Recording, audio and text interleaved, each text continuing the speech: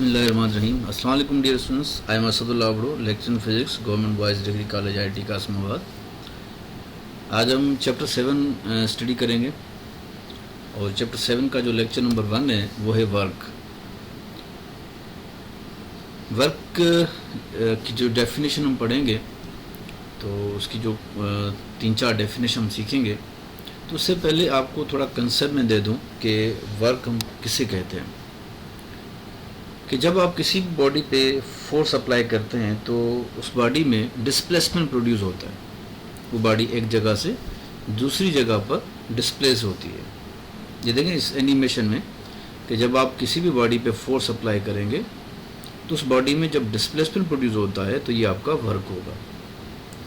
अब ये जो वर्क प्रोड्यूस हो रहा है ये डिपेंड करता है कि आप में कितनी काम करने की सलाहियत मौजूद है, आप उस बॉडी में कितना फोर्स लगाते हैं, उस बॉडी में कितना डिस्प्लेसमेंट प्रोड्यूस होता है, और जो फोर्स आप लगा रहे हैं वो एंगल कौन सी है।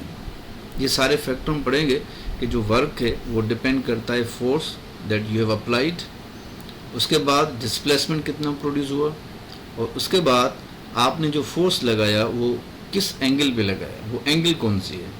ये सारे तीनों फैक्टर हैं जो वर्क पे डिपेंड करते हैं। तो काम करने के लिए आपको क्या करना पड़ेगा कि आपको किसी भी बॉडी पे फोर्स अप्लाई करना होगा। जब आप फोर्स अप्लाई करते हैं तो उस बॉडी में डिस्प्लेसमेंट प्रोड्यूस होता है, तो उसे कहते हैं वर्क। तो इसकी जो पहली डेफिनेशन है, जो क्वालिटेटिव डेफिनेशन होती है, वो है work is said to be done when a force produces displacement in a body.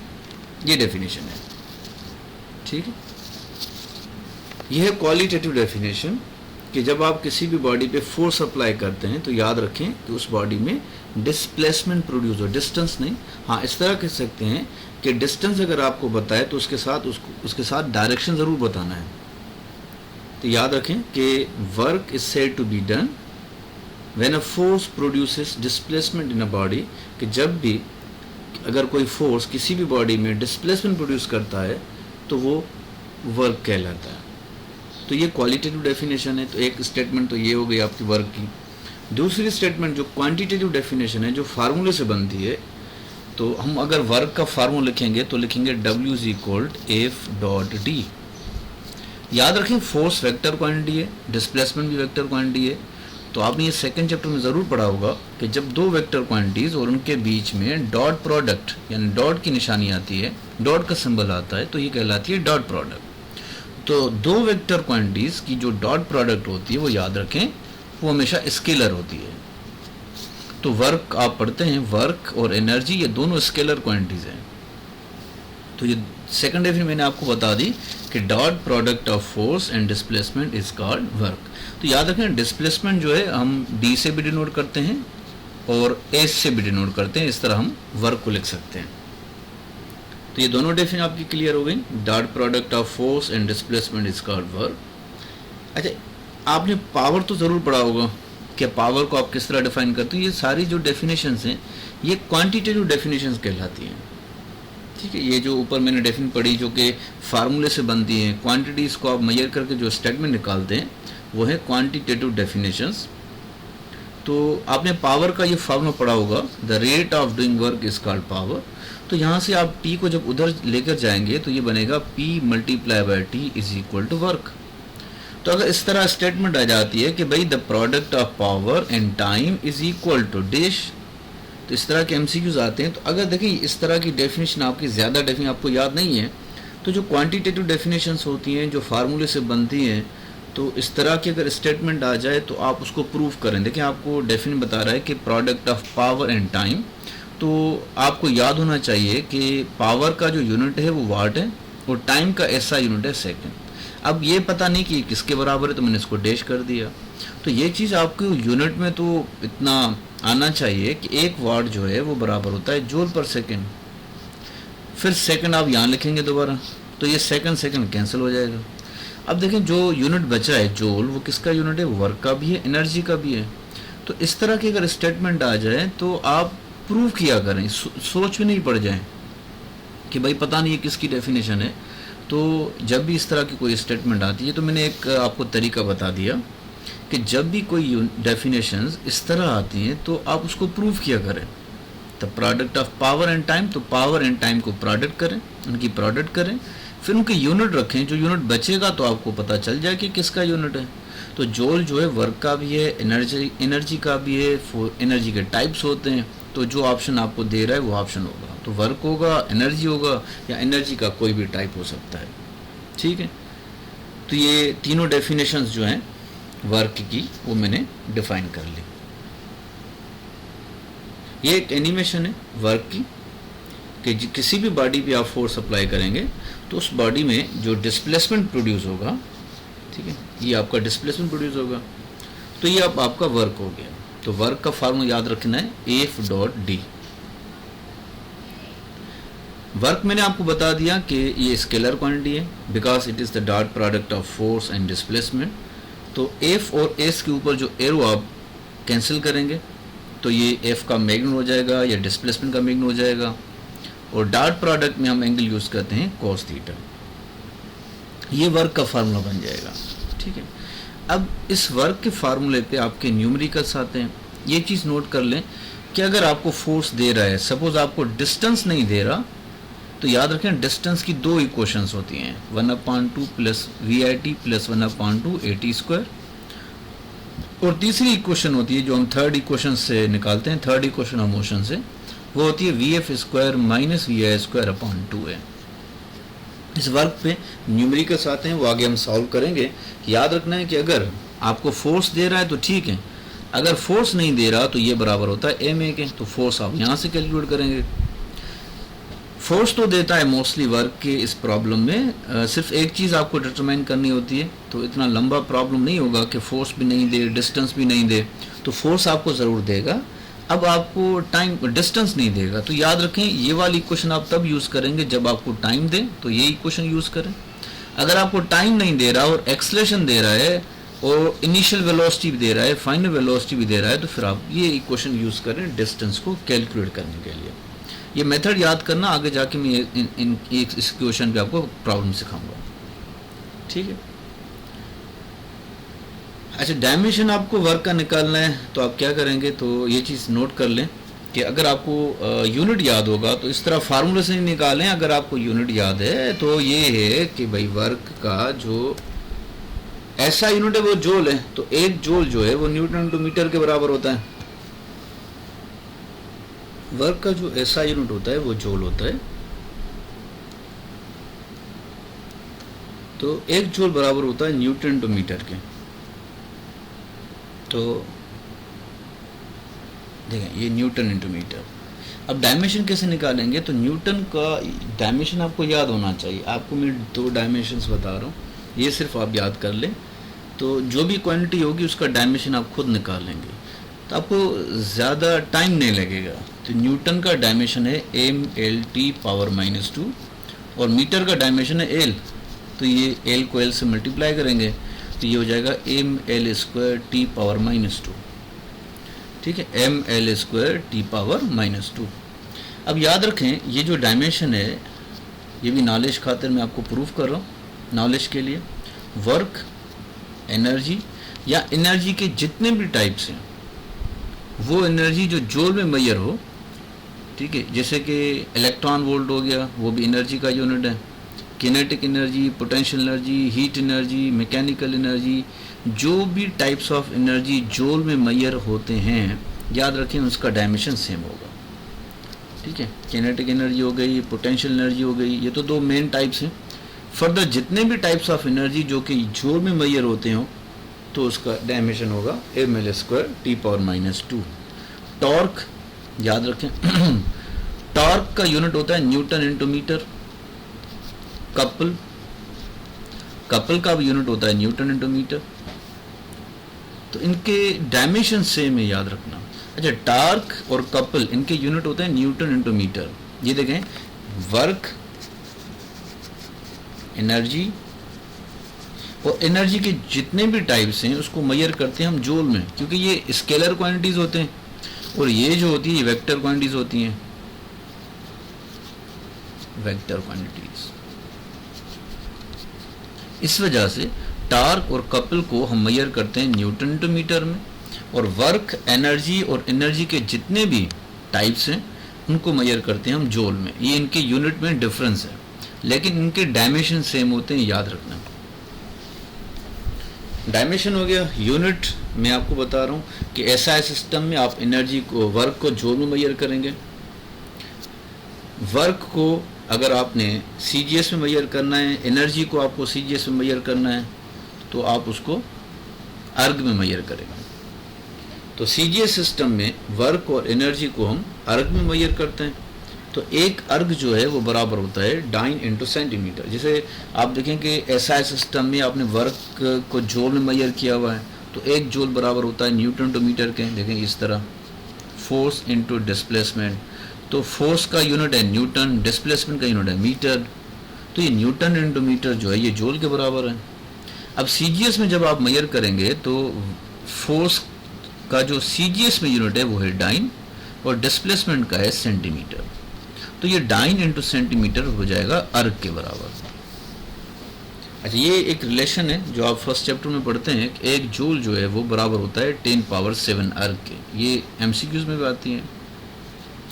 अगर आपसे पूछा जाए कि भाई एक अर्ग में कितने जूल होते हैं, तो ये बनेंगे 10 पावर -7 जूल। ये एमसीक्यूज में आते हैं, याद रखें। जब वर्क और एनर्जी को अगर आप एफपीएस सिस्टम मेजर करते हैं तो ये हो जाएगा बीटीयू, ब्रिटिश थर्मल यूनिट। और ये भी याद रखें कि एक बीटीयू में 1055 जूल होते हैं। अगर आप इसमें अर्ग निकालेंगे तो एक जूल की जगह आप लिखेंगे 10 पावर 7, तो ये हो जाएगा 1055 10 पावर 7 अर्ग। अब वर्क के जो टाइप्स हैं वो डिस्कस करेंगे, वो तो मोस्ट इम्पॉर्टेंट है।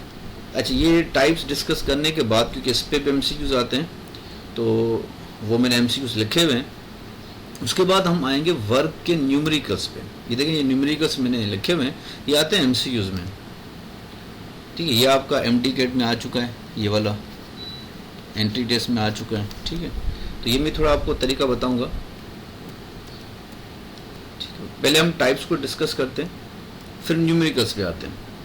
Positive work, work will be positive अगर जो फोर्स आप अप्लाई कर रहे हैं वो फोर्स और जो डिस्प्लेसमेंट प्रोड्यूस हो रहा है उस बॉडी में, उन दोनों का डायरेक्शन सेम हो। यानी जिस डायरेक्शन में आप फोर्स अप्लाई कर रहे हैं, डिस्प्लेसमेंट उसी डायरेक्शन में प्रोड्यूस हो, तो उसे हम कहते हैं पॉजिटिव वर्क। और ये पॉजिटिव वर्क मैक्सिमम वर्क भी होगा। देखें इस तरह, आपने किसी भी बॉडी पे एक फोर्स अप्लाई करना है, तो आप देखें कि ये जो बॉडी है एक जगह से दूसरी जगह पे जब जाएगी तो ये उसी डायरेक्शन में डिस्प्लेस्ड हो जिस डायरेक्शन में फोर्स अप्लाई कर रहे हैं। तो फोर्स और जो डिस्प्लेसमेंट है, ये दोनों का डायरेक्शन अगर सेम होगा तो उनके बीच एंगल बनेगी 0 डिग्री। तो वर्क पॉजिटिव होगा, मैक्सिमम होगा if force is applied parallel to the displacement, और इनके बीच जो एंगल है वो बनेगी 0 डिग्री। तो आप प्रूव कर लें। तो F S cos theta, if S cos theta की जगह आप 0 लिखेंगे तो कॉस 0 1 के बराबर है। तो ये आपका पॉजिटिव वर्क भी हो जाएगा और मैक्सिमम वर्क भी हो जाएगा।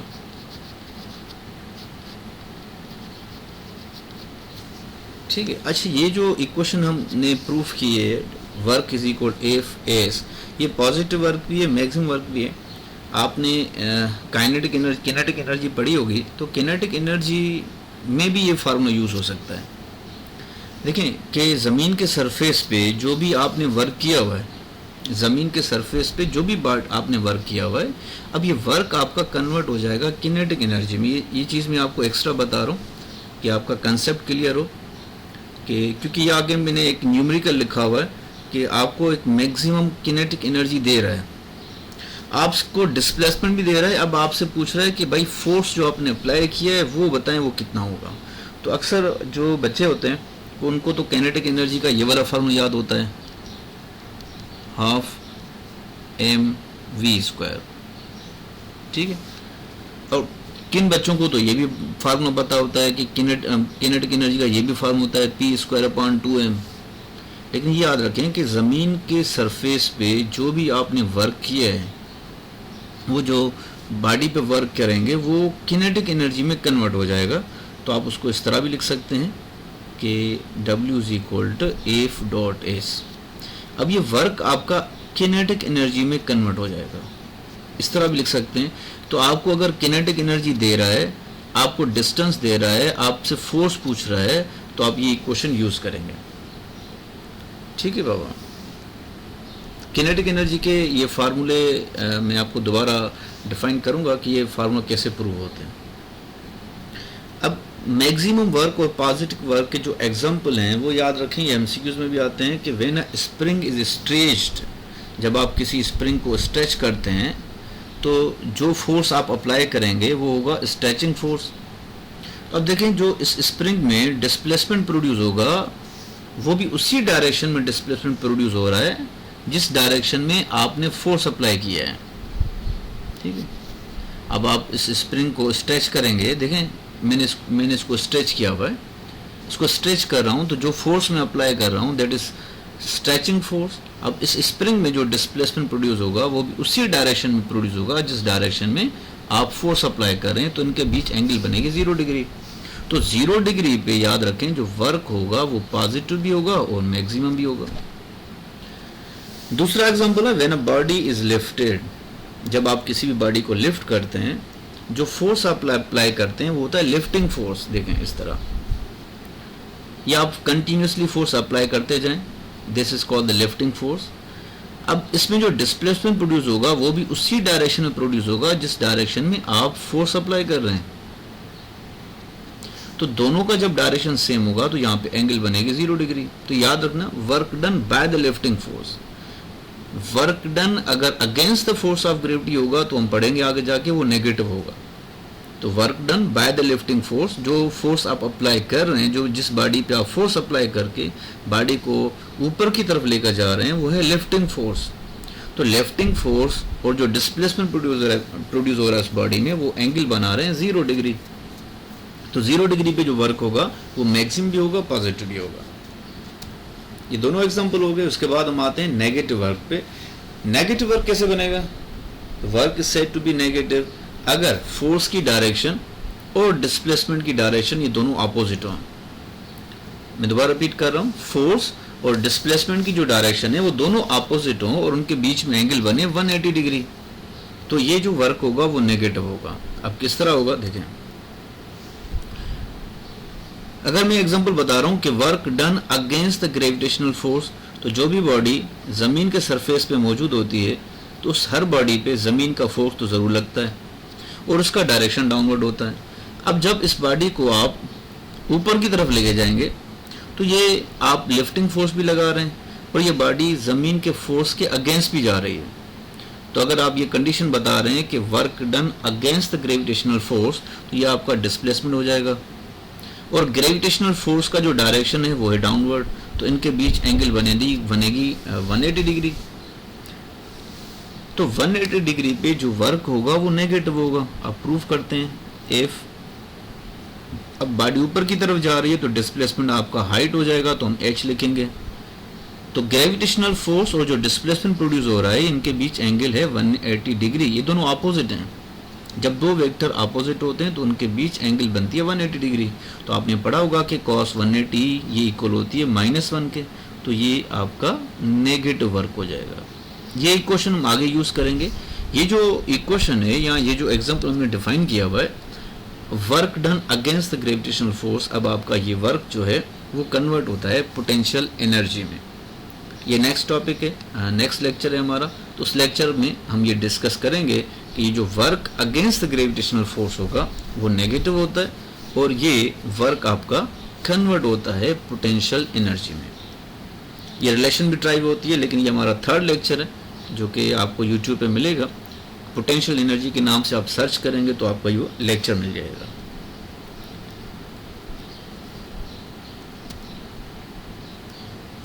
अच्छा, एक और एग्जांपल मैं बता रहा हूँ कि work done against the graving force तो नेगेटिव हो गया।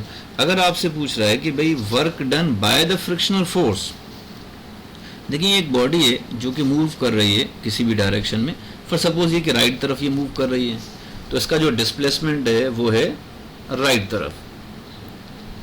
अब आपने पढ़ा होगा कि जो बॉडी मोशन में होती है कि उनके सरफेसेस में एक फ्रिक्शन प्रोड्यूस होता है। तो अगर मैं ये लिखूं कि work done by the frictional force, work done by the frictional force, तो याद रखें ये work done by the frictional force जो होगा वो नेगेटिव होगा। अब देखें फ्रिक्शनल फोर्स और डिस्प्लेसमेंट ये दोनों ऑपोजिट हैं, तो इनके बीच एंगल बनेगी 180 डिग्री। तो 180 डिग्री भी मैं दोबारा प्रूव कर रहा हूं, तो जो वर्क होगा वो नेगेटिव होगा। तो कॉस 180 किसके बराबर है बाबा? ये बराबर है -1 के। तो ये आपका नेगेटिव वर्क होगा by the force of friction. अब हम आते हैं तीसरा टाइप जो है कि जीरो वर्क। जीरो वर्क कैसे बनेगा? तो याद रखें कि अगर फोर्स और डिस्प्लेसमेंट इनके बीच एंगल 90 डिग्री की है, जहाँ ये फोर्स और डिस्प्लेसमेंट जो आपस में परपेंडिकुलर हैं, तो इनके बीच जो एंगल बनेगी वो 90 होगी और ये वर्क जीरो होगा। तो फोर्स और displacement if they are perpendicular to each other, और परपेंडिकुलर में एंगल बनती है 90 डिग्री, तो आप प्रूव करेंगे तो वर्क 90 डिग्री पे हमेशा जीरो आएगा। F S cos 90। अब कॉस 90 तो आपको एंगल याद करनी है कि कॉस 90 किसके बराबर है? ये है जीरो के बराबर। तो ये आपका जीरो से जब मल्टीप्लाई करेंगे किसी भी टर्म को तो वर्क जीरो हो जाएगा। अब इसका जो एक एग्जांपल मैं यहाँ पे लिख रहा हूँ, work done by the centripetal force on the body zero. ठीक है, अगर कोई बॉडी सर्कल में घूम रही है देखें, तो आपको तो पता है कि सेंट्रीपिटल फोर्स की जो डायरेक्शन है वो towards the centre of circle होती है, और यही सेंट्रीपिटल फोर्स जो होता है किसी भी बॉडी को सर्कल में मूव करने में मदद करता है। अगर कोई भी बॉडी सर्कल में मूव करती है तो अंडरस्टैंड वो तो बिल्कुल क्लियर है कि उस पर जो फोर्स लगेगी वो सेंट्रीपिटल फोर्स लगेगी। अब देखिए एक बॉडी सर्कल में घूम रही है जिसका मास m है, तो ये जो डिस्प्लेसमेंट प्रोड्यूस हो रहा है अलॉन्ग द सर्कुलर पाथ, और जो सेंट्रीपिटल फोर्स है, अब देखें कि इनके बीच एंगल बन रही है 90 डिग्री। तो 90 डिग्री पे हमने पढ़ा हुआ है कि वर्क जीरो हो जाएगा। तो cos 90 zero, work will be zero. तो याद रखें when a body is moving on the circle, अगर आपसे पूछ रहा है कि भाई उस बॉडी पे वर्क कितना होगा, पॉजिटिव होगा, नेगेटिव होगा, मिनिमम होगा, ये वर्क सिर्फ और सिर्फ जीरो होगा, क्योंकि बॉडी जो है वो घूम फिर के फिर उसी जगह पे आ रही है। देखिए जो भी बॉडी सर्कल में घूम रही, याद रखें इस पे वर्क नहीं होगा। Work done by the centripetal force अगर आपसे पूछा जाए तो याद रखें ये जीरो होता है। अच्छा, एक और एग्जांपल भी आता है कि अ man carrying a brief case, कि भाई एक अ मैन है कि ये उसके पास एक ब्रीफ केस है और ये मूव कर रहा है। ठीक है, इस पे जो ब्रीफ केस पे फोर्स अप्लाई कर रहे हैं ये है अपवर्ड, और जो डिस्प्लेसमेंट प्रोड्यूस हो रहा है इसमें एंगल बन रही है 90 डिग्री। तो ये भी एग्जांपल याद कर ले कि अ man carrying a brief case and moving on the road, the work done on the brief case, याद रखें ये जीरो हो जाएगा। ये दूसरा एग्जांपल हो गया। अच्छा, एक और एग्जांपल मैं आपको बता रहा हूं, work done in holding a weight of 40 Newton. देखिए कि एक आपने वेट लिया हुआ है जिसका वेट है 40 न्यूटन, लेकिन आप जो है इसको होल्ड करके रखे हुए हैं, इसको मूव नहीं कर रहे। वर्क डन इन होल्डिंग, आपने इस वेट को पकड़ के रखा हुआ है। अब ये वेट जो है ना ऊपर की तरफ जा रहा है ना नीचे की तरफ जा रहा है, तो इसमें डिस्प्लेसमेंट प्रोड्यूस नहीं हो रहा। देखें ये एक वेट है 40 न्यूटन का, अब आपने इसको पकड़ के रखा हुआ है, आपने इसको होल्ड करके रखा हुआ है, तो याद रखें इसमें डिस्प्लेसमेंट प्रोड्यूस नहीं हो रहा। तो जब इस पर डिस्प्लेसमेंट प्रोड्यूस नहीं हो रहा तो एस हो गया जीरो। तो वर्क का क्या फॉर्मूला लिखा है हमने, एफ एस कॉस थीटा, यहाँ लिखें आप एफ एच कॉस थीटा।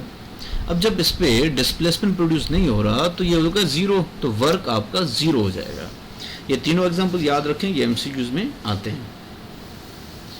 अब ये केसेस जो हमने तीनों पढ़ी कि एक हो गई पॉजिटिव वर्क, जिसमें मैं दोबारा रिपीट कर रहा हूँ कि फोर्स और जो डिस्प्लेसमेंट हैं ये पैरेलल हों, तो ये मैक्सिमम वर्क हो जाएगा। और याद रखें पैरेलल में हमेशा एंगल बनती है 0 डिग्री, तो 0 डिग्री पे वर्क मैक्सिमम होता है। नेगेटिव वर्क हमने क्या सीखा था कि फोर्स एंड डिस्प्लेसमेंट ये आपस में अपोजिट डायरेक्शन में हो। तो जब ये आपस में अपोजिट डायरेक्शन में होंगे तो ये एंगल बनेगी 180 डिग्री। तो 180 डिग्री पे याद रखें वर्क होगा नेगेटिव। इसके मैंने आपको एग्जांपल भी बता दिए थे। एक था example work done against the gravitational force और दूसरा था work done by the frictional force. Zero work मैंने आपको क्या बताया था कि वर्क जीरो तब होगा जब फोर्स एंड डिस्प्लेसमेंट आपस में परपेंडिकुलर होंगे या इनके बीच जो एंगल बनेगी वो बनेगी 90 डिग्री। तो 90 डिग्री पे जो वर्क होगा वो जीरो होगा। अच्छा, इसके मैंने आपको 3 एग्जांपल बताए थे। Work done by the centripetal force is zero, a man carrying a briefcase, the work done on the briefcase is zero, work done in holding a weight आपको जितना भी पता है कि आपने उसको वेट को पकड़ के रखा हुआ है, तो ये देखें इसमें डिस्प्लेसमेंट प्रोड्यूस नहीं हो रहा, तो इस पे वर्क जीरो होगा। अब देखें एक एमसीक्यूज है कि when a force is parallel to the direction of motion of the body, कि जब फोर्स और डिस्प्लेसमेंट आपस में पैरेलल हो तो इनके बीच एंगल बनती है 0 डिग्री। तो 0 डिग्री पे जो वर्क होगा वो मैक्सिमम भी होगा, पॉजिटिव भी होगा। If an angle between the force and displacement is 90 degree, तो हमने ये पहले पढ़ चुके हैं कि 90 डिग्री पे जो वर्क होगा वो जीरो होगा, हम प्रूफ कर रहे हैं। इफ एस कॉस एंगल में डायरेक्ट पुटअप कर रहा हूँ 90, कॉस 90 जीरो के बराबर है बेटा, तो जीरो मल्टीप्लाई करेंगे तो ये वर्क हो जाएगा जीरो। मैं ये नॉलेज आपको दे रहा हूं कि अगर फोर्स एंड डिस्प्लेसमेंट के बीच एंगल याद रखें 60 डिग्री होगी, तो ये जो वर्क होगा ये हाफ हो जाएगा। ये वर्क होगा half of the maximum value, जो कि मैक्सिमम वर्क होगा उसका हाफ हो जाएगा। तो cos 60 किसके बराबर 1/2, तो ये आपका वर्क हाफ हो जाएगा किस एंगल पे 60 डिग्री पे, ठीक है। और 0 डिग्री पे क्या होगा, अगर एंगल 0 डिग्री है तो वर्क आपका पॉजिटिव होगा एंड मैक्सिमम होगा। 90 डिग्री पे क्या होगा, जीरो होगा। और याद रखें कि अगर एंगल 180 डिग्री है तो 180 डिग्री पे वर्क होगा नेगेटिव, जिसकी ये इक्वेशन बनेगी। BTU ये मैंने आपको पहले भी बताया था कि ब्रिटिश थर्मल यूनिट, ये वर्क और एनर्जी को हम जब FPS पे मेजर करते हैं तो लिखते हैं BTU, और एक BTU में 1055 जूल होते हैं। मैं इस तरह भी लिख सकता हूँ 1055 जूल लिखें, या एक जूल में याद रखें 10⁻7 अर्ग होते हैं, ये भी लिख सकते हैं। अब ये न्यूमेरिकल सॉल्व करने हैं, क्योंकि वर्क पे न्यूमेरिकल आते हैं, तो ये मैंने 2-3 न्यूमेरिकल इस तरह लिखे हुए हैं कि आपकी प्रैक्टिस हो जाए। फोर्स कितना अप्लाई कर रहे हैं 5 न्यूटन, ठीक है। अब ये चीज़ तो याद रखनी है कि न्यूमेरिकल आपका सॉल्व तब होगा जब आपको इक्वेशन याद होगी, और इस इक्वेशन के बाद आपको ये केसेस भी याद होने चाहिए कि 0, नेगेटिव और 180, 0, 180 और 90 डिग्री पे जो वर्क होते हैं वो कैसे बनते हैं। तो फार्मूला आपको याद होना चाहिए। उसके बाद ये फैक्टर याद होना चाहिए कि वर्क जो है फोर्स पे डिपेंड करता है, डिस्प्लेसमेंट पे डिपेंड करता है, और इनके बीच जो एंगल है उस पे भी डिपेंड करता है। ये तीनों फैक्टर याद कर लें। अब फोर्स कितना अप्लाई कर रहे हैं 5 न्यूटन, और डिस्प्लेसमेंट कितना है आपका 4.5 metre in the direction of applied force. याद रखें, देखिए यहाँ पे आपको एंगल नहीं बता रहा, ये बता रहा है कि जो फोर्स अप्लाई किया आपने और इतना डिस्प्लेसमेंट प्रोड्यूस हुआ 4.5 मीटर, लेकिन ये डिस्प्लेसमेंट प्रोड्यूस हुआ है इन the direction of applied force, तो एंगल यहाँ पे बनेगी 0 डिग्री, ठीक है। अब वर्क डन आप कैलकुलेट कर लें, तो वर्क का फार्मूला होगा F(s cos थीटा)। फोर्स कितना है 5, डिस्टेंस कितना है 4.5, एंगल कितनी है 0, तो cos 0 बराबर है 1 के, तो 5 को मल्टीप्लाई करेंगे 4.5 से। अब देखिए 5 को 4.5 से कैसे मल्टीप्लाई करें, तो आप ऐसे करें कि 45 को जब आप पहले 5 से मल्टीप्लाई करें तो 5 5 25, 2 आपका उधर चला जाएगा ऊपर, 4 5 20, 20 में ये 2 जब आप ऐड करेंगे तो ये बनेगा 22।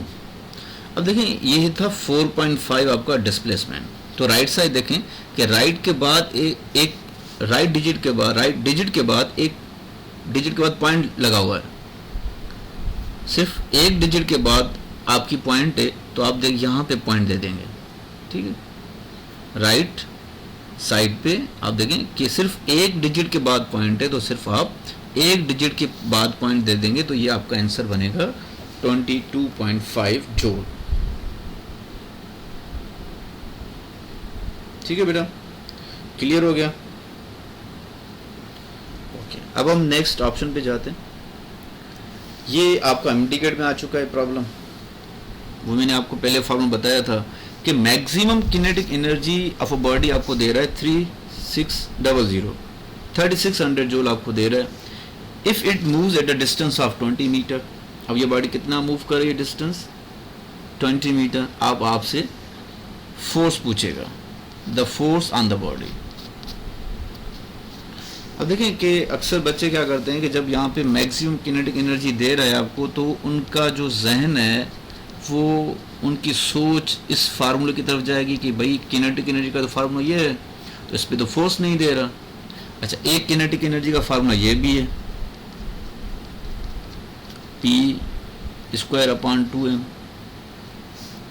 तो परेशान हो जाते हैं कि भाई इसमें तो फोर्स है ही नहीं। तो याद रखें, मैंने आपको पहले बता दिया था, ये कंसेप्ट दिया था कि ज़मीन के सरफेस पे जो भी आप वर्क करेंगे वो वर्क कन्वर्ट हो जाएगा किनेटिक एनर्जी में। तो आप यहाँ लिखेंगे किनेटिक एनर्जी, ये लिखेंगे F, ये लिखेंगे S। तो किनेटिक एनर्जी आपको कितनी दे रहा है 3600। आपसे फोर्स पूछ रहे हैं और डिस्टेंस कितने हैं 20 मीटर। ठीक है बेटा, तो 3600 को से आप 20 जब डिवाइड करेंगे तो ये आपका फोर्स आएगा, 0 0 कैंसिल हो जाएगा। अब आप डिवाइड करें 360 से, तो ये आपका आंसर बनेगा 180। अब इस तरह कैसे बनेगा, ये भी आपको कैलकुलेशन आनी चाहिए कि 2 की टेबल जो है 3 की एक टाइम जाएगी, एक जाएगा 6 के पास, तो ये होगा 16। 2 की टेबल 16 की जाएगी 88 टाइम, तो आपका आंसर बनेगा 180 न्यूटन। ये आपका आंसर बन जाएगा 180 न्यूटन। तो ये चीज़ नोट कर लें, ठीक है। किनेटिक एनर्जी आपकी नॉलेज के लिए मैं आपको फार्मूले बता रहा हूँ, याद रखें। किनेटिक एनर्जी का आप ये भी फार्मूला यूज़ कर सकते हैं, F.S, ठीक है। किनेटिक एनर्जी का आप ये भी फार्मूला यूज़ कर सकते हैं, हाफ। अच्छा, ये इक्वेशन आप तब यूज़ करेंगे जब आपको मास भी दे और वेलोसिटी भी दे, ठीक है। किनेटिक एनर्जी का आप ये भी फार्मूला यूज़ कर सकते हैं, P²/2m। अच्छा, ये चीज़ नोट कर लें, अगर आपको मोमेंटम नहीं दे रहा तो आपने पढ़ा होगा कि मोमेंटम बराबर होता है इम्पल्स के। तो इम्पल्स बराबर होती है F/t। तो ये भी एमटीकेट में इसकी क्वेश्चन के ऊपर प्रॉब्लम आ चुका है। ये फार्मूले में इसलिए आपको बता रहा हूँ कि आपकी नॉलेज में आ जाए कि अगर आपको फोर्स दे रहा है, टाइम दे रहा है, तो आप मोमेंटम मालूम कर लें, फिर उसका स्क्वायर कर लें, फिर 2m से मल्टीप्लाई करके डिवाइड कर लें। तो ये फार्मूला मैं आपको बता रहा हूँ। अच्छा, ये सेकंड फार्मूला देखें, ये वाला इक्वेशन। तो ये तो सिंपल प्रॉब्लम होते हैं, न्यूमेरिकल्स होते हैं, तो आते हैं कि मास दे रहा है, वेलोसिटी दे रहा है, किनेटिक एनर्जी फाइंड करें। एक चीज़ नोट कर लें कि अगर आपको वेलोसिटी नहीं दे रहा तो आपने चैप्टर 4 में पढ़ा होगा relation between linear velocity and angular velocity, v = r/ω। तो आप इस इक्वेशन में इस तरह पुटअप करें, हाफ m, अब v की जगह आप क्या लिखेंगे r/ω², तो ये बनेगा 1/2 m r², ω²। तो ये चीज़ भी याद रखें, ये आप इक्वेशन यूज़ करेंगे रोटेशन में। जब आपको ये इस तरह की प्रॉब्लम दे कि भाई एक बॉडी है कि वो जब रोटेट कर रही है तो वो नंबर ऑफ रोटेशंस कंप्लीट कर रही है, कि फॉर सपोज कि वो 20 रोटेशंस कंप्लीट किए, कितना टाइम दे रहा है पर यूनिट मिनट। तो ये क्या होगा, ये आपकी एंगुलर वेलोसिटी हो जाएगी और उस बॉडी का आपको रेडियस देगा। ये न्यूमेरिकल्स जो हैं वो किनेटिक एनर्जी का जो लेक्चर है आप उसको गौर से देखें कि उस पर मैंने न्यूमेरिकल सॉल्व किए हुए हैं, किनेटिक एनर्जी के ऊपर न्यूमेरिकल्स मैंने इस तरह सॉल्व किए हुए हैं कि ये इम्पॉर्टेंट है, ये एंट्री टेस्ट में आ चुके हैं। ठीक है बेटा, तो अब चलो मैं आपको थोड़ा आइडिया दे रहा हूँ कि आप एंगुलर वेलोसिटी कैसे डिटरमाइन करेंगे। तो एंगुलर वेलोसिटी का फार्मूला होता है N delta theta upon T. अब आपके पास नंबर एन, रोटेशन का नंबर कितना है 20, रोटेशन या रिवोल्यूशन ये है एंगुलर डिस्प्लेसमेंट का यूनिट जो बराबर होता है 2 पाई के। अब 1 मिनट, तो 1 मिनट में कितने सेकंड होते हैं 60, तो ये आपका 0 0 कैंसिल हो जाएगा। तो ये एंगुलर वेलोसिटी जो बनेगी वो बनेगी 4 पाई अपॉन 6। अब 2 की टेबल लगाएं तो इस पे 2 टाइम, इस पे 3 टाइम, तो एंगुलर वेलोसिटी क्या बनेगी आपकी 2 पाई अपॉन 3। अब आप उसका स्क्वायर कर लें, तो चले एंगुलर वेलोसिटी का मैं स्क्वायर कर रहा हूँ, तो ये बन गया 4 पाई स्क्वायर अपॉन 9। ये एंगुलर वेलोसिटी ओमेगा स्क्वायर आपके पास आ गई। फिर आपको रेडियस देगा, उसका स्क्वायर करेंगे, मास देगा, फिर 2 डिवाइड करेंगे। तो ये मेथड आपको याद करना है, मैंने आपको बता दिया है। ये किनेटिक एनर्जी के फार्मूले हैं। ठीक है, देखिए angle between force and displacement कितनी है 90 डिग्री। तो 90 डिग्री पे हमने पढ़ा हुआ है कि वर्क जो होता है वो 0 होता है। Angle between force and displacement कितनी है बेटा 0। तो 0 डिग्री पे जो वर्क होगा वो पॉजिटिव भी होगा और मैक्सिमम भी होगा। ठीक है, 90 डिग्री पे वर्क 0 हो जाएगा, और जब एंगल 0 होती है तो उस पर पॉजिटिव भी होता है, मैक्सिमम भी होगा। अच्छा, एक चीज़ मैं आपको बता दूं कि किनेटिक एनर्जी पर अक्सर कुछ प्रॉब्लम्स आते हैं, कुछ न्यूमेरिकल्स आते हैं। वो इस तरह होता है कि ये तो मोस्ट इंपॉर्टेंट होते हैं और ये लेंदी होते हैं बहुत सारे। ये जो मैं आपको 2 तरीके बता रहा हूँ कि अगर आपको बताया कि भाई मोमेंटम किसी बॉडी का 20% इंक्रीज हो रहा है, कितना हो रहा है 20% इंक्रीज हो रहा है, तो अब बताएं कि काइनेटिक एनर्जी जो है वो कितना टाइम इंक्रीज होगी, कितना टाइम बढ़ेगी। अगर मैं इसको सॉल्व करूंगा इस मेथड के साथ तो ये तकरीबन 2 पेज की रिलेशन है, एक पूरा बोर्ड जो वो भर जाएगा। तो इंटीग्रेशन में कुछ शॉर्टकट ट्रिक्स होती हैं, वो ट्रिक्स मैं आपको बता रहा हूँ कि याद रखें कि आपको अगर दे रहा है कि भाई किनेटिक एनर्जी मोमेंटम जो है वो 20% इंक्रीज हो रहा है, तो आप क्या करें 20 को 20 से ऐड करें, फिर यहाँ पे प्लस दें, फिर 20 को 20 से मल्टीप्लाई करें। अब परसेंट में पूछ रहा है तो आप 100 इसके साथ डिवाइड में रखें। तो जब ये ऐड करेंगे तो ये 40 बन जाएगा, ये ऊपर बन जाएगा 400 और नीचे आप लिखेंगे 100, तो ये कैंसिल हो जाएगा। तो 40 से +4 ऐड करेंगे तो ये बन जाएगा 44%। और दूसरा एमसीक्यूज मैं आपको बता रहा हूँ, ये मोस्ट कॉमन आपने सुने होंगे, ये शॉर्टकट ट्रिक में बता रहा हूँ आपको। अक्सर बच्चे जो है ना वो परेशान होते हैं, वो इस तरह की न्यूमेरिकल नहीं कर सकते। तो एंट्री टेस्ट जो है वो बहुत लाजमी होती है, तो उसमें बहुत सारे मेथड आप सीखते हैं, बहुत सारी शॉर्टकट ट्रिक्स आप सीखते हैं कि न्यूमेरिकल्स किस तरह सॉल्व किए जाएं। अब आपको बता रहा है कि भाई एक बॉडी का मोमेंटम जो है वो 20% डिक्रीज हो रहा है, तो बताएं किनेटिक एनर्जी जो है वो कितना % डिक्रीज होगी। वही मेथड आप ले लें, तो 20 से 20 को ऐड करें। अब किनेटिक एनर्जी डिक्रीज में पूछ रहा है क्योंकि मोमेंटम डिक्रीज हो रहा है, तो यहाँ पे माइनस दे दें। फिर वही मेथड 20 को 20 से मल्टीप्लाई करें, फिर 100 से डिवाइड करें, तो ये हो गया 40, ये ऊपर हो जाएगा, ये माइनस की निशानी है बेटा, ये ऊपर हो गया 400, डिवाइड करेंगे 100 के साथ, तो 40 में से 4 जब आप सब्ट्रैक्ट करेंगे तो ये बनेगा 36% डिक्रीज इन काइनेटिक एनर्जी। ये इस तरह के जो बहुत सारे मेथड, ये एक मैंने आपको तरीका बता दिया कि इस तरह के एमसीक्यूज आते हैं। अच्छा, एक एमसीक्यूज आपका एंट्री टेस्ट में आ चुका है वो इस तरह है कि एक जो है रेन ड्रॉप वो फॉल कर रहे हैं डाउनवर्ड, ठीक है, ये रेन ड्रॉप है। ये रेन ड्रॉप जो है वे ये एक्सपीरियंस कर रहा है रिटार्डिंग फोर्स, जो एयर का रिटार्डिंग फोर्स होगा वो महसूस करेगा, वो भी बता रहा है। A rain drop falling downward experience a retarding force, मैं लिख रहा हूँ MCQs ये एंट्री टेस्ट में आ चुका है। A rain drop falling downward experiences a retarding force।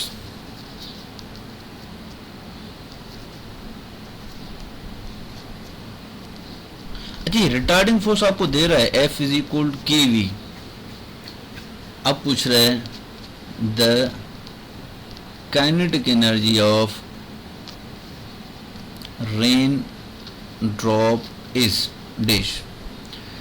तो किनेटिक एनर्जी का हमने क्या फॉर्मूला पढ़ा है, K dot E is equal half M V square. अब आपको वेलोसिटी नहीं दे रहा तो आप क्या करेंगे कि इस फार्मूले से आप वेलोसिटी फाइंड करेंगे। तो ये जो रिटार्डिंग फोर्स है ना बेटा, ये वाला, अब क्या होगा कि जितना इस बॉडी का यानी रेन ड्रॉप का वेट होगा तो वेट क्या होगा mg, उतना ही इसके ऊपर रिटार्डिंग फोर्स लगेगा। तो ये रिटार्डिंग फोर्स बराबर होगा weight of the rain drop. तो ये इक्वल हो जाएगा mg के बराबर। तो f के बराबर आप f की जगह आप लिखेंगे mg, तो अब v फाइंड करेंगे तो ये हो गया mg अपॉन k। तो ये वेलोसिटी, सिर्फ ये स्टेप था बस। अगर ये चीज़ आपको समझ आएगी तो आपने MCQ सॉल्व कर दिया कि भाई देखिए ये इस तरह आपके जहन में कभी नहीं आते। तो ये चीज़ हम सिखाते हैं, पढ़ाते हैं, बताते हैं। तो ये चीज़ अगर दोबारा आ भी गई तो आपको ये कभी नहीं आप भूल सकते इसको।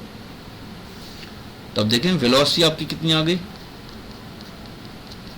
1/2 आप लिखें m, ये हो गया mg अपॉन k। ये अब स्क्वायर कर लें तो 1/2 m, इसका स्क्वायर कर लें। अब इसको m को m स्क्वायर के साथ मल्टीप्लाई कर लें तो ये हो गया m cubed g square upon 2k square. ये होगी kinetic energy of the rain drop. देखिए इस तरह के जब MCQs आते हैं तो किनेटिक एनर्जी जब पूछता है आपसे तो ये तो फार्म आपको याद होता है, सिर्फ थोड़ी चेंजिंग है कि आप जो है वो अगर माइंड आपका क्लिक हो गया कि भाई ये जो रेन ड्रॉप है ये रिटार्डिंग फोर्स दे रहा है।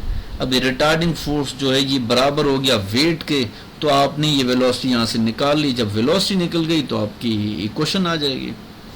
तो ये थोड़े मैंने आपको वर्क के साथ ये किनेटिक एनर्जी के ऊपर एक मैंने आपको ये MCQ सिखाया था जो MDCAT में आ चुका है एंट्री टेस्ट में।